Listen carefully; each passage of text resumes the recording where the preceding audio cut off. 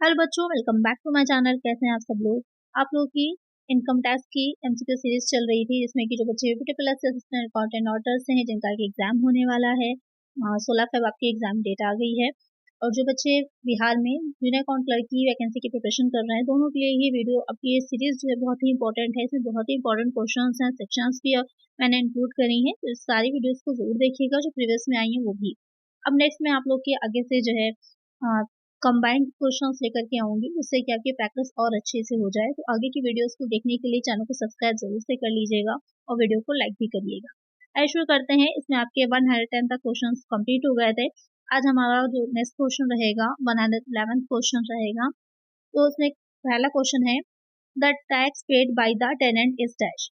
यहाँ पर अभी हम लोग पढ़ रहे थे इसमें हाउस प्रॉपर्टी के बारे में, जो अभी प्रीवियस में क्वेश्चंस मैंने प्रीवियस वीडियो में आप लोगों को कराए थे कि क्या होता है हाउस प्रॉपर्टी, किस तरह से उसमें निकाला जाता है, क्या ग्रॉस एनुअल वैल्यू होती है। तो यहाँ पर उसी से रिलेटेड क्वेश्चन अब आ रहा है कि the tax paid by the tenant, यानी कि जो किराएदार होता है उसके द्वारा जो टैक्स पे किया जाता है, added to rent receive, no adjustment deducted from rent receive, added to annual value. तो यहाँ पर क्वेश्चन क्या कह रहा है कि जो टेनेंट के द्वारा जो टैक्स पे किया जाएगा उसको किस तरह से ट्रीट किया जाता है। तो उसका कोई भी एडजस्टमेंट नहीं होता। प्रीवियस में ही मैंने आप लोग को बताया हुआ है कि जो टैक्स सिर्फ जो ओनर पे करता है उसकी ही डिडक्शन मिलती है। टेनेंट ने अगर कोई भी टैक्स पे किया है तो उसकी डिडक्शन नहीं दी जाएगी।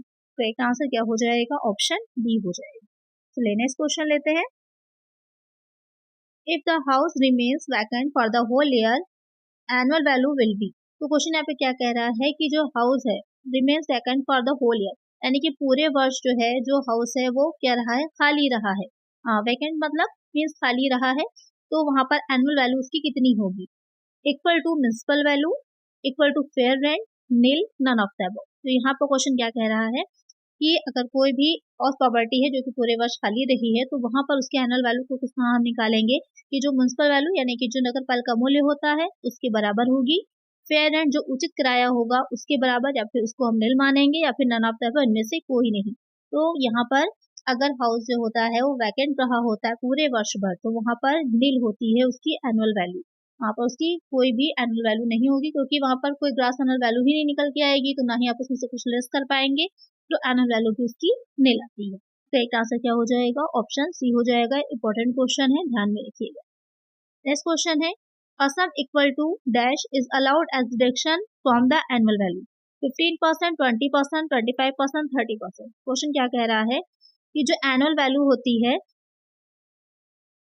उसमें से जो हम लेस कर रहे होते हैं, तो कितना परसेंटेज जो होता है वो लेस किया जाता है, जो जिसकी डिडक्शन जो होती है अलाउ होती है।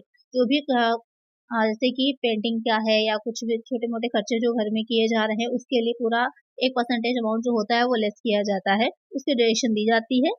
सेक्शन 24 के अंडर में इसको ध्यान में रखिएगा। तो वो कितने परसेंट के बराबर होता है, तो आपका 30% हो जाता है। एक आंसर क्या हो जाएगा, ऑप्शन डी हो जाएगा। बहुत ही सिंपल सा क्वेश्चन है, लेकिन ये भी इंपॉर्टेंट है, इसको जरूर से ध्यान में रखिएगा।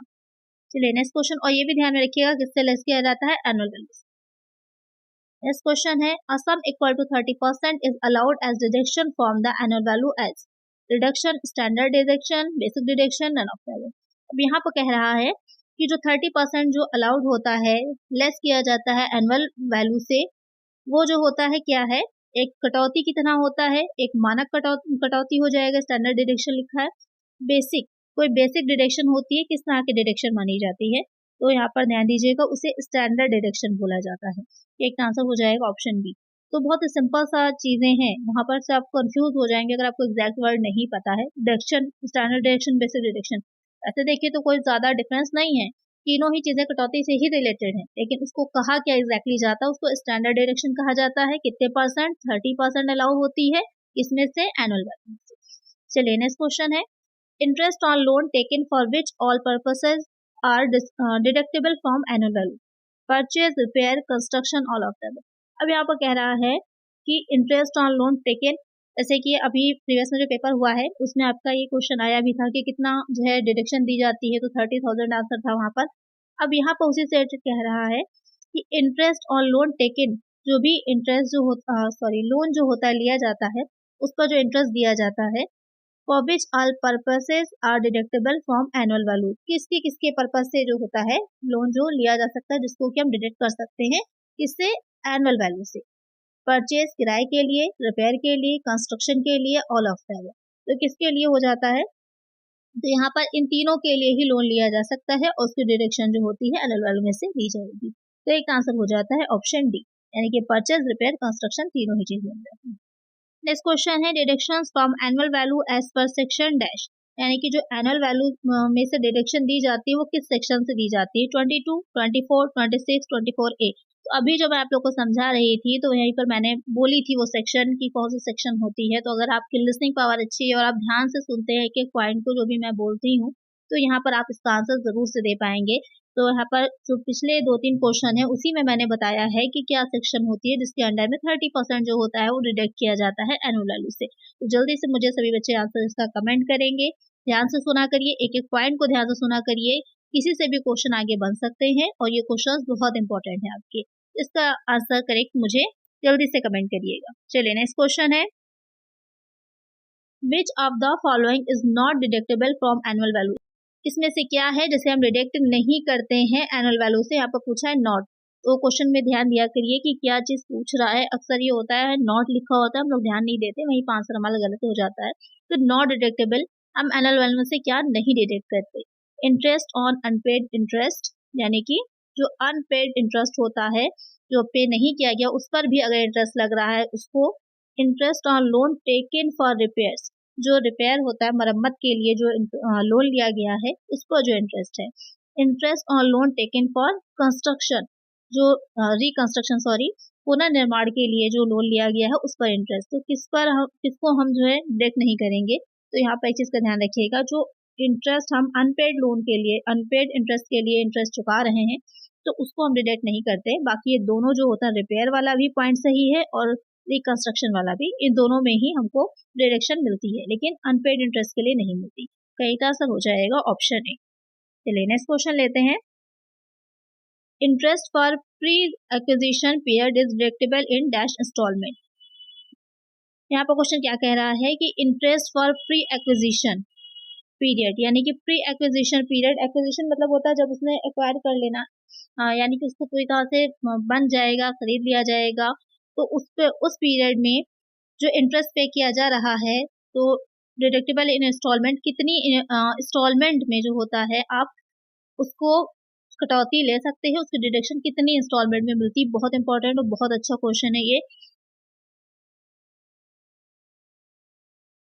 3, 4, 5 या फिर 7। तो यहाँ पर ध्यान रखिएगा कितने इंस्टॉलमेंट में होती है। तो ये आपकी हो जाती है 5 इंस्टॉलमेंट में इसकी जो कटौती होती है वो मिलती है। तो एक आंसर हो जाएगा ऑप्शन सी, यानी कि जितना भी निकल के आएगा उसको अपॉन 5 कर लिया जाएगा और अगले 5 वर्षों तक उसकी कटौती हमको मिलती रहेगी। जितना भी अमाउंट आ रहा है 5 किस्तों में, तो उतनी किस्तों के हिसाब से हमें कटौती मिलती है। तो एक आंसर हो जाएगा यहाँ पर ऑप्शन सी। नेक्स्ट क्वेश्चन है, annual value of self occupied houses. जो हमारे सेल्फ ऑक्यूपाइड का मतलब होता है स्वयं के रहने के लिए प्रयोग किया जा रहा है, हम उसमें खुद रह रहे हैं। तो ऐसे मकान की, ऐसे घर की एनुअल वैल्यू कितनी होती है, ये क्वेश्चन पूछ रहा है। Equal to municipal value, equal to fair rent, nil, none of the above. तो यहाँ पे क्या कह रहा है कि जो उचित जो हमारा नगर पालिका मूल्य होता है उसके बराबर होगी, फेयर रेंट उचित किराए के बराबर होगी, निल, नन ऑफ द अबव। तो अगर सेल्फ ऑक्यूपाइड हाउस होता है, खुद के रहने के लिए यूज हो रहा, तो वहां पर उसकी निल होती है। तो अभी ऐसा ही क्वेश्चन आया था, लेकिन वहां पर क्या था, वैकेंट था, पूरे साल भर खाली रहा है, तब भी एनुअल वैल्यू जो होगी वो निल आएगी। जब सेल्फ ऑक्यूपाइड है खुद के रहने के लिए, तो भी आपकी एनुअल वैल्यू क्या होती है, निल आती है। लेकिन एक चीज का ध्यान दीजिएगा, इसमें आगे जो एनुअल वैल्यू के बाद जो कंस्ट्रक्शन अगर किया उससे रिलेटेड अगर लोन पे किया है, लोन लिया है सॉरी, इंटरेस्ट है, तो उसकी भी कटौती मिलती है। तो यहाँ पर कटौतियां जो होती हैं दो आपकी इंटरेस्ट वाली वो दी जाती हैं, लेकिन यहाँ पर एनुअल वैल्यू जो होती है वो नहीं लाती है, इसको ध्यान में रखिएगा। चलिए नेक्स्ट क्वेश्चन है, from the amount of arrears of rent received dash is allowed as deduction, 15%, 20%, 25%, 30%। यहाँ पर क्वेश्चन क्या कह रहा है, एरियर ऑफ रेंट, यानी कि बकाया किराया जो था, जो बकाया है पहले से दिया नहीं गया है, एरियर है रेंट का, तो वो अब रिसीव हो गया है, तो उसकी डिडक्शन जो होगी इज अलाउड एज डिडक्शन, कितने मतलब उसमें परसेंटेज में उसकी जो डिडक्शन होती है वो अलाउड होती है। यहाँ पर क्वेश्चन ये पूछ रहा है आपसे कितने में हो जाती है, तो 30% में से ही होती है। एक आंसर क्या हो जाएगा, ऑप्शन डी हो जाएगा। चलिए नेक्स्ट क्वेश्चन है, rent from vacant plot of land is accessible under the head dash. Rent from vacant plot, तो यहाँ पर जो वैकेंट प्लांट ऑफ लैंड यानी कि जो है एक प्लॉट पड़ा हुआ है खाली, तो इस किस के अंदर किस हेड में वो उसके जो रेंट रिसीव हो रहा है वो टैक्सेबल होगा। इनकम फ्रॉम हाउस प्रॉपर्टी में, income from other source, income from capital gain, none of the above. तो किसमें उसको हम शामिल करेंगे, ये क्वेश्चन आपसे पूछ रहा है, तो आपका अदर सोर्सेज में जाएगा, क्योंकि यहाँ पर प्लॉट की बात की जा रही है। हाउस प्रॉपर्टी में कोई चीज तभी जाती है जब वहां पर कोई हाउस बना हो, उसमें कोई रह रहा हो, तब वहां पर हाउस प्रॉपर्टी में। प्लॉट है सिर्फ, आपने इसको कुछ बनवाया तो है ही नहीं, ना कोई बिल्डिंग है ना कोई हाउस है, इस वजह से क्या होगा, आपका अदर सोर्सेज में जाएगा, ना कि हाउस प्रॉपर्टी। चलिए नेक्स्ट क्वेश्चन है, subletting is accessible under the head dash. Subletting यानी कि जो किराएदार है, वो किराएदार की यहाँ पर बात हो रही है। किराएदार ने भी जो किसी से किराएदार ने कोई जगह है, कोई फ्लैट कह लीजिए, कोई रूम है, कोई घर है, किराए पर लिया है, उसको किसी दूसरे व्यक्ति को किराए पर दे दिया है, तो सब लेटिंग यहाँ पर वर्ड यूज होगा उसके लिए। असेसिबल अंडर द हेड, किस हेड में वो जो होता है वो अमाउंट जो होगा वो टैक्सेबल होता है। हाउस प्रॉपर्टी में, अदर सोर्सेज में, कैपिटल गेन में, नन ऑफ द अबव। ये मैं आप लोग को बता भी चुकी हूँ, थोड़ा सा दूसरे तरीके से क्वेश्चन था कि ये आपका किसके अंतर्गत जाता है, ये आपका इनकम फ्रॉम अदर सोर्सेज में जाता है, ना कि हाउस प्रॉपर्टी में। तो एक आंसर क्या हो जाएगा, ऑप्शन डी हो जाएगा। नेक्स्ट क्वेश्चन है, in case of disputed ownership, यानी कि ओनरशिप यानी कि जो स्वामित्व है किसी भी जगह का, या सॉरी यहाँ पर हाउस की प्रॉपर्टी की बात हो रही है, तो उस हाउस का ही जो ओनरशिप है वो डिस्प्यूटेड है, आपस में क्लियर नहीं है कि उसका एक्चुअल में ओनर कौन है। दो लोग आपस में झगड़ रहे हैं कि मैं ओनर हूँ उसका, उससे अगर income from HP is chargeable in the hands of, तो वहां पर जो इनकम हो रही है उस हाउस प्रॉपर्टी से, तो किसके हैंड्स में चार्जेबल होती है। रिसिपेंट ऑफ इनकम, जो इनकम रिसीव कर रहा है। नॉट असेसिबल यानी कि उसका कर दायित्व ही नहीं बनेगा। ऑल ओनर्स, दोनों जितने भी ओनर हैं या जितने भी उसके डिस्प्यूट में जो है हिस्सेदारी बन रहे हैं, उन सब में, अपने नन ऑफ द वो किसी में नहीं। तो यहाँ पर बहुत ही सिंपल सा क्वेश्चन है, नॉट असेसिबल की तो बात ही नहीं आती है, देना तो पड़ेगा ही आपको उस पर टैक्स, लेकिन कौन देगा, जो रिसीव कर रहा है, जिसको भी वो इनकम रिसीव हो रही है वो ही उस पर टैक्स पे करेगा।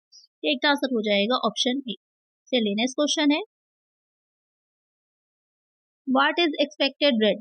एक्सपेक्टेड रेंट क्या होता है, minimum value of fair value whichever is lower, minimum value of fair value whichever is higher, minimum municipal value of fair value whichever is higher subject to standard rent, none of these. तो यहाँ पर question क्या कह रहा है, municipal value नगर पालिका मूल्य, या फिर जो आपका फेयर वैल्यू है उचित किराया जो होता है, विच एवर इज लोअर, दोनों में से जो कम होंगे, या फिर म्युनिसिपल वैल्यू और फेयर वैल्यू दोनों में से जो सबसे ज्यादा होंगे, या फिर कह रहा है कि म्युनिसिपल वैल्यू और fair value whichever is higher subject to standard rent, यानी कि जो स्टैंडर्ड रेंट मानक किराया होता है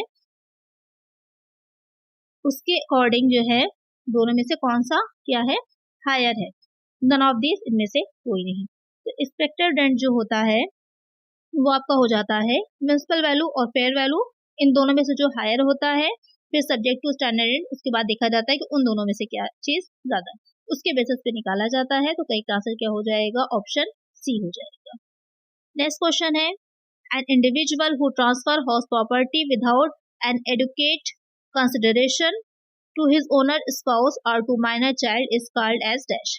यहाँ पे क्या कह रहा है, एक इंडिविजुअल है, एक व्यक्ति है जो कि हु ट्रांसफर हाउस प्रॉपर्टी, जो अपनी हाउस प्रॉपर्टी को ट्रांसफर कर रहा है without an adequate consideration to his owner spouse और टू माइनर चाइल्ड, यानी कि अवयस्क बच्चा है, तो वहां पर इस कॉल्ड एज, तो क्या कहलाता है, को ओनर कहलाता है, डीम्ड ओनर है, ओनर हिमसेल्फ है, नन ऑफ द अबव। तो वो व्यक्ति क्या कहलाएगा, इस तरह का इंडिविजुअल क्या कहलाता है, तो आपका डीम्ड ओनर हो जाता है। ये डीम्ड ओनर जैसे डीम्ड एसएससी होता है, माना हुआ करदाता, इसी तरह से कि अगर कोई माइनर चाइल्ड है, उसकी प्रॉपर्टी है, तो उसका कोई दूसरा व्यक्ति है जो उसके बिहाफ पर कोई काम कर रहा है या उससे रिलेटेड कोई काम कर रहा है, तो वहां पर वो डीम्ड ओनर कहलाता है। तो एक आंसर क्या होगा यहाँ पर, ऑप्शन बी हो जाएगा। चलिए नेक्स्ट क्वेश्चन है, if the SSC let out the building or staff quarters to the employee of business, the rent collected from such employee is accessible as income from dash business of property, other sources, none of the above। यहाँ पर question आपसे क्या कह रहा है if the assessee let out the building और staff quarters, जो करदाता है जो बिल्डिंग को या फिर स्टाफ जो क्वार्टर्स हैं उनको किराए पर उठा रहा है, तो employ of the business the rent collected, जो भी रेंट कलेक्ट किया जा रहा है इस तरह के एम्प्लॉय से, तो वो किस हेड में एसेसिबल होता है, टैक्सेबल होता है।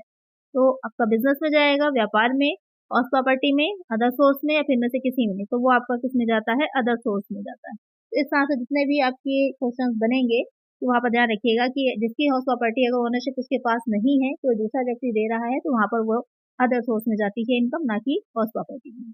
चलिए नेक्स्ट क्वेश्चन है, the gross annual value of the property is depend upon the dash. जो ग्रॉस एनुअल वैल्यू, इसको शॉर्ट में GAV भी बोलते हैं, ध्यान में रखिएगा। किस पर डिपेंड करती है, स्टैंडर्ड रेंट पर, म्युनिसिपल वैल्यूएशन पर, फेयर रेंट पर, ऑल ऑफ द अबव। तो जो ग्रॉस एनुअल वैल्यू निकाली जाती है वो किस पर डिपेंड करती है, वो इन तीनों पर ही डिपेंड करती है। तो करेक्ट आंसर हो जाएगा ऑप्शन डी।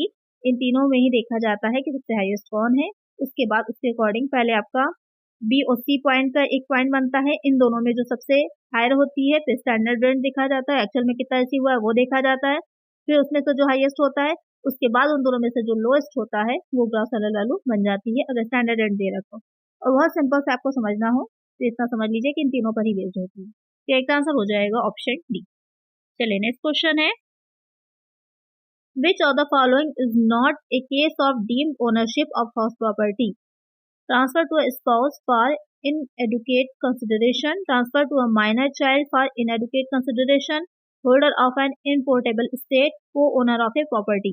तो यहाँ पर क्वेश्चन क्या कह रहा है, which of the following is not a case of deemed ownership of house property, कि किसी को कब जो है डीम्ड ओनरशिप यानी कि माना हुआ स्वामी नहीं उसमें हाउस प्रॉपर्टी के पर्पज से माना जाएगा, जबकि वो ट्रांसफर टू ए स्पाउस यानी कि स्पाउस जो होता है उससे से का हस्बैंड है, तो वहाँ पर transfer to spouse for inadequate consideration के लिए, transfer to a minor child जो अव्यस्त बच्चा है वहाँ पर उससे कंसिडरेशन रिलेटेड है, holder of an impartible estate यानी कि इम्पोर्टेबल जिसको एक जगह से दूसरी जगह आप नहीं लेकर जा सकते हैं, या फिर को ओनर है उस प्रॉपर्टी में, तो कब उसको डीम ओनरशिप उसकी नहीं मानी जाती है। तो यहाँ पर सिंपल सी बात है, यहाँ पर जब को ओनर वो खुद ही है, एक्चुअल में वो को ओनर है, उसका चाहे स्वामी है उस प्रॉपर्टी का, तो वहाँ पर उसकी डीम क्यों माना जाएगा, वो तो एक्चुअल में उसका ओनरशिप मानी जाएगी।